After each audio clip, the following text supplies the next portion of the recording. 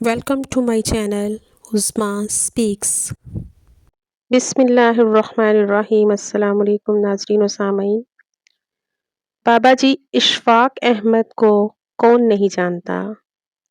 آج ان کی زندگی کا ایک خوبصورت واقعہ سنانے جا رہی ہوں۔ امید ہے آپ کو پسند آئے گا۔ اشفاق احمد اپنی ایک کتاب زاویہ میں فرماتے ہیں، ایک دن میں نکر پہن کر سپارہ پڑھنے مسجد چلا گیا۔ مولوی صاحب غصے میں آ گئے، بولے، ارے نالائق، تم مسجد میں نکر پہن کر کیوں آ گئے؟ بیوقوف، ایسے مسجد میں آؤ گے تو جہنم میں جاؤ گے۔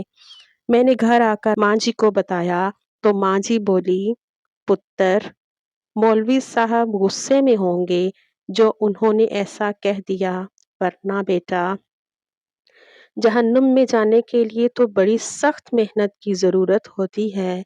جہنم حاصل کرنے کے لیے پتھر دل ہونا پڑتا ہے۔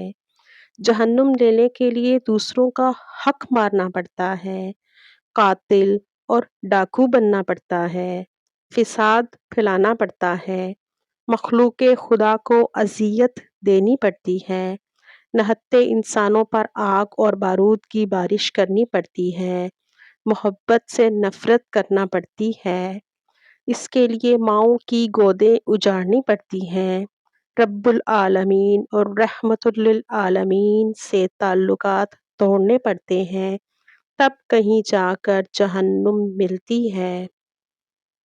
تو اتنا کاہل ہے کہ پانی بھی خود نہیں پیتا، تجھ سے یہ محنت کیوں کر ہو سکے گی؟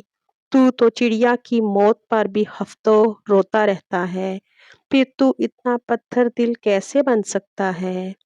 آخر میں ماں جی بولی، بیٹا مولوی صاحب کی باتوں پر دھیان مت دینا، ورنہ تمہارے اندر خدا کا صرف ڈر بیٹھے گا، محبت نہیں۔ دوستو، کیا ہی اچھی بات کی اشفاق احمد کی والدہ نے، کیونکہ ہمارے مولوی حضرات بچوں کو صرف اللہ کے غضب سے ڈراتے ہیں، اللہ سے محبت نہیں سکھاتے۔